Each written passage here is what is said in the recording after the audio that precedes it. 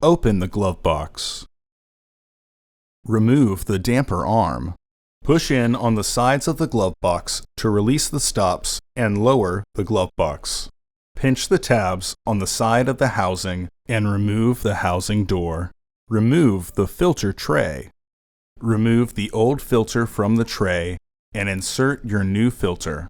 Our filters and most aftermarket filters will use what is called an airflow indicating arrow, which should be pointed down. Toyota OE filters use basic directional arrows, which is why the housing cover says up. Partially close the glove box to re-engage the stops. Reinstall the damper arm. Close the glove box. Order your parts today at filterheads.com. Also, please like our video and subscribe to our channel so you won't miss any new content.